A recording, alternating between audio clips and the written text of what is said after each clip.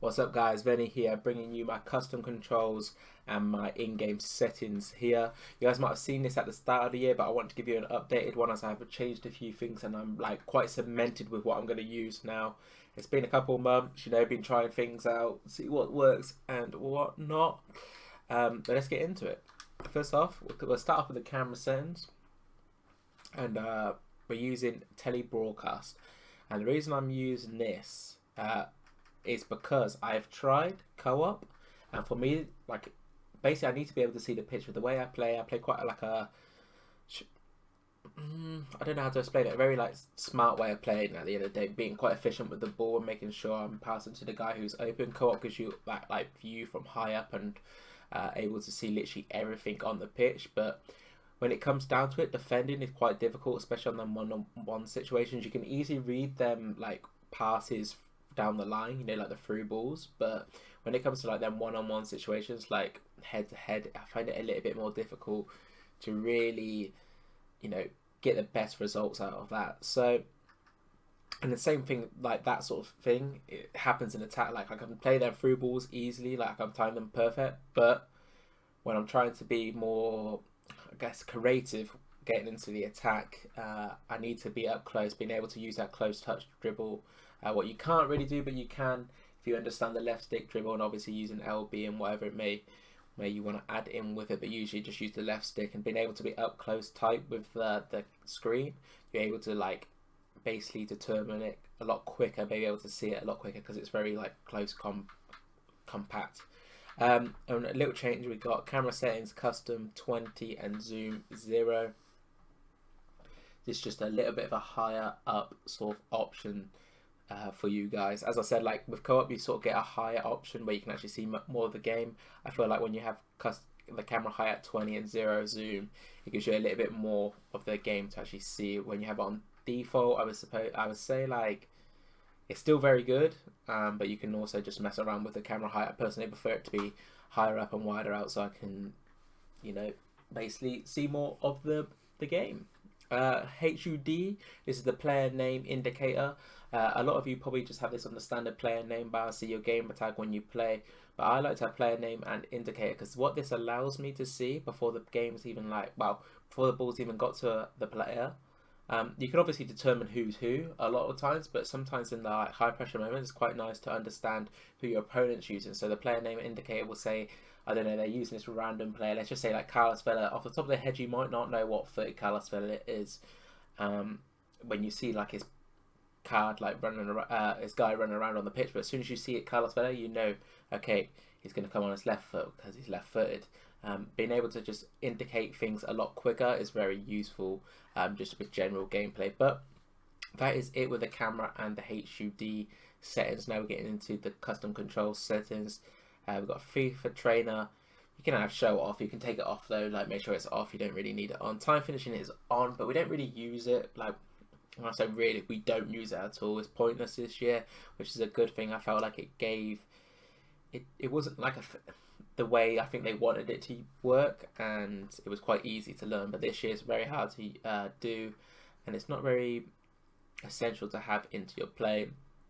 Second defender switch icon, I believe this comes as on, and for me, I'm not a fan of it. It kind of confuses me at times, especially if you're used to it. It's good though, but I have it off because it's like an old school FIFA feel to it. Like I prefer how the generic FIFA sort of look to the game is, your cursor and their cursor. I don't need an extra cursor because that will, a lot of times like you think, oh yeah, if I switch player, like it says, it will show the player who, like if you switch LB to who it would be, a lot of times it won't even go to them. So like it's not even worth having on, in my opinion. Pass block assistance, make sure you have this on. This is basically the AI doing AI stuff, making sure it's doing the interceptions and shot blocking anything you've got. Auto switching, make sure you guys do not have it on auto. Auto will absolutely screw you over. I remember sometimes my controller, like my wire was loose, and sometimes it would put me on auto player switch, and it was the worst thing. It would just randomly switch you when you're trying to defend like very like manual or whatever it may be.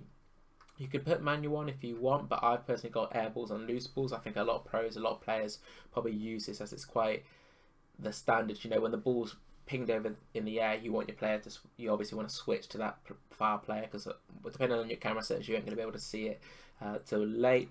And also loose balls. It says loose balls, but I think it's still bugged in this game. I remember last year it was absolute. It still is. Like when you tackle somebody and the ball goes flying and it won't let you switch players, like that's crazy. Sometimes that happens. Auto switch and move assistant.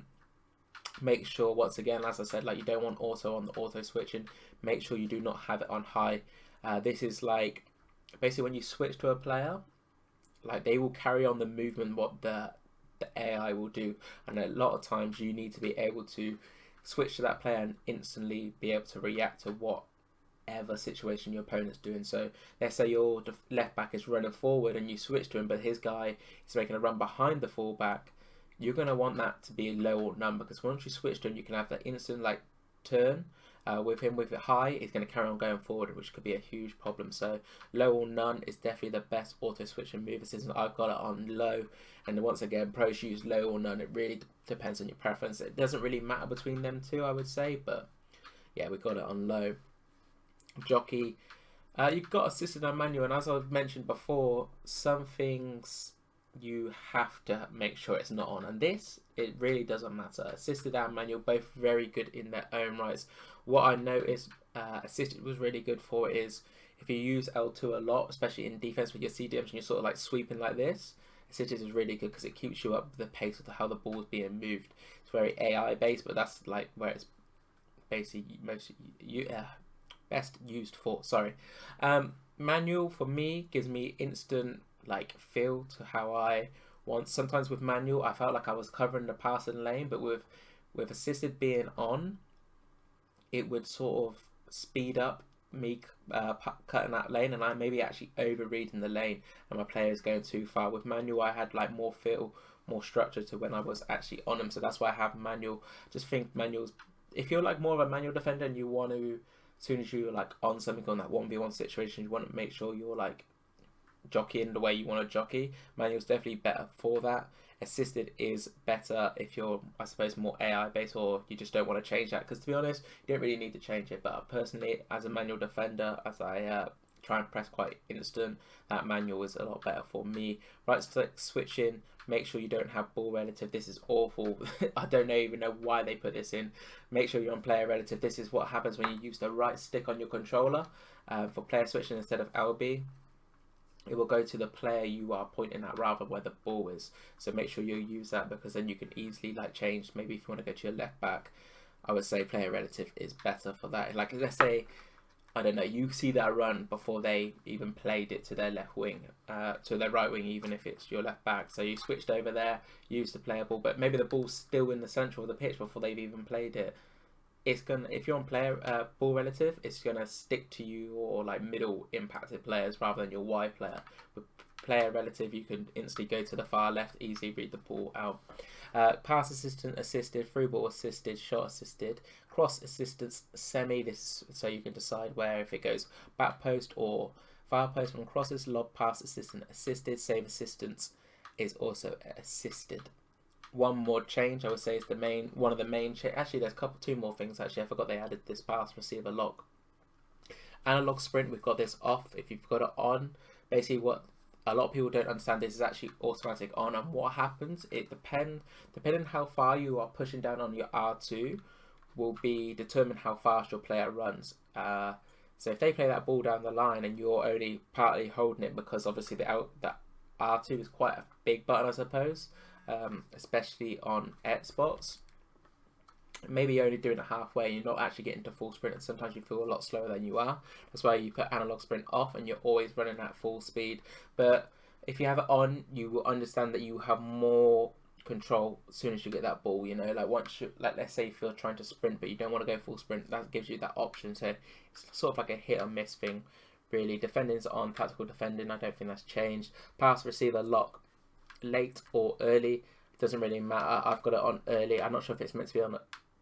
No, I've changed it to early. It's default on late. It's not really much difference in between the two, but personally I've got it on early. I don't know if my voice is very quiet in this video. I've tried to be quite quiet as like 1 a.m, literally dead on 1 a.m when I'm making this video. I don't want to wake too many people in the house, but hopefully these controls sort of give you a bit better understanding of basically what a pro player controls are, camera settings, whatever it may be. Obviously attack and you can change these things up if you want, the presets, but we've just got on classic. We play how FIFA comes, you know, out of the box.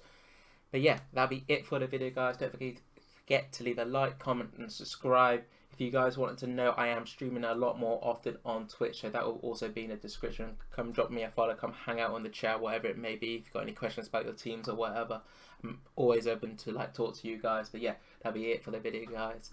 Peace.